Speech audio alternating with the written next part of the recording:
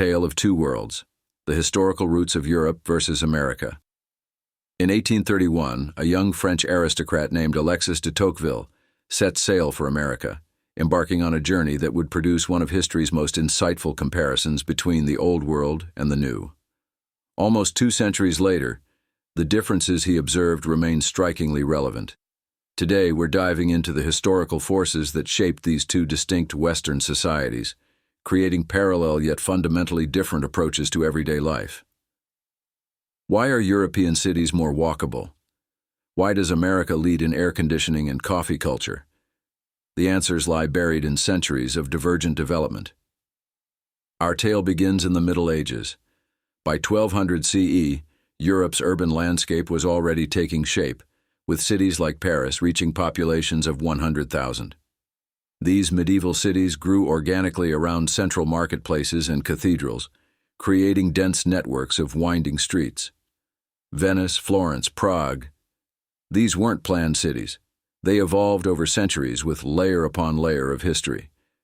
This medieval foundation created European urban density that persists today.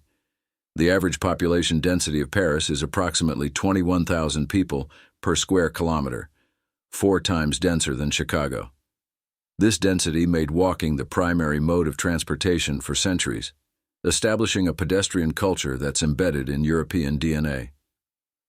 When bicycle technology emerged in the 1860s, European cities were perfectly suited to adopt this new transport mode.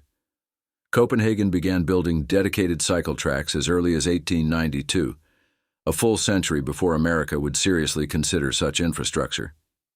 Today, Amsterdam boasts over 500 kilometers of dedicated cycle paths, while in the medieval center, a staggering 68% of all journeys happen by bike. The European city wasn't designed for cars. It was designed for people, for commerce, for community. This explains why pedestrianized streets feel so natural in Europe. The first modern pedestrian shopping street, Strøget in Copenhagen, was created in 1962, but it merely formalized what had been the reality for centuries. Meanwhile, across the Atlantic, America was developing along radically different lines. When the automobile arrived in the early 20th century, American cities were young enough to be fundamentally reshaped. Between 1950 and 1970, the Federal Aid Highway Act poured the modern equivalent of over $500 billion into highway construction, effectively subsidizing suburban sprawl and car-dependent lifestyles. The American suburb was born, low-density, car-centric, and fundamentally different from anything in Europe. By 1990, the average American was driving 8,173 miles annually, while Europeans drove roughly half that distance.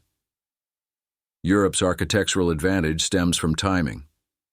The continent experienced its greatest period of urbanization before the architectural revolution of the 1920s that brought modernism and functionalism. Paris was transformed under Baron Haussmann between 1853 and 1870, creating the iconic boulevards we know today. Most American cities hit their growth spurt after modernism took hold, explaining why European cities generally have more pre-1920 buildings.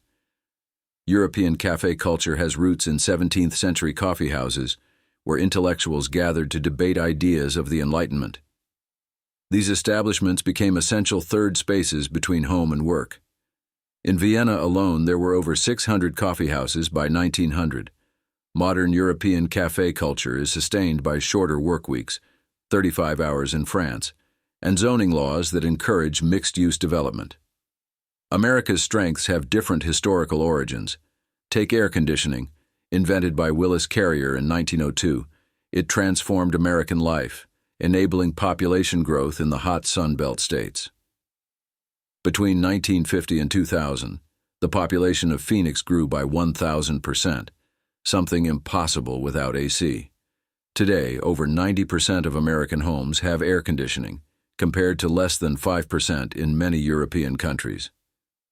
America's superior internet infrastructure stems from massive investments in the 1990s.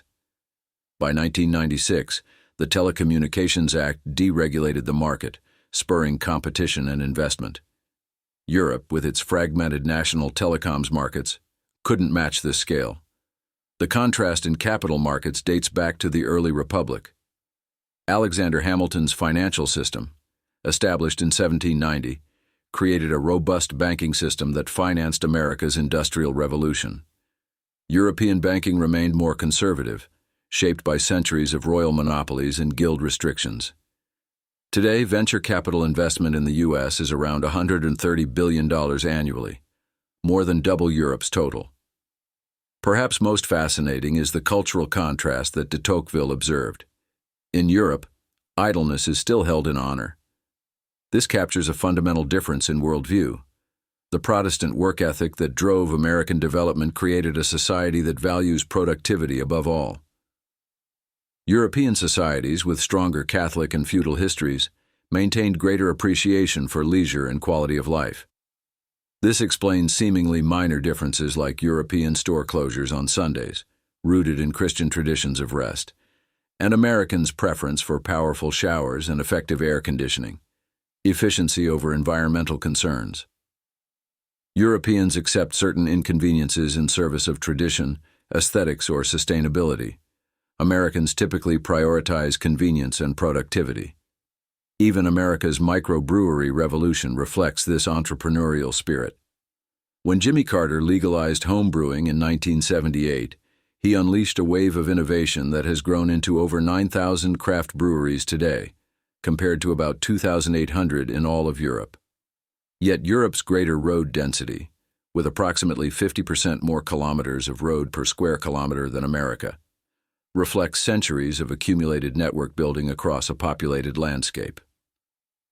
Roads connecting European villages date back to Roman times, creating the capillary network that makes countryside exploration so delightful today. The divergent paths of these two Western siblings continue to shape everyday experiences. Neither approach is inherently superior. They represent different solutions to the universal challenges of building societies. Understanding these historical roots helps us appreciate both worlds for what they are: distinct expressions of Western civilization shaped by geography, timing, and cultural values. What's clear is that these differences aren't accidental. They're the living legacy of centuries of divergent development, reminding us that history isn't just in museums and textbooks.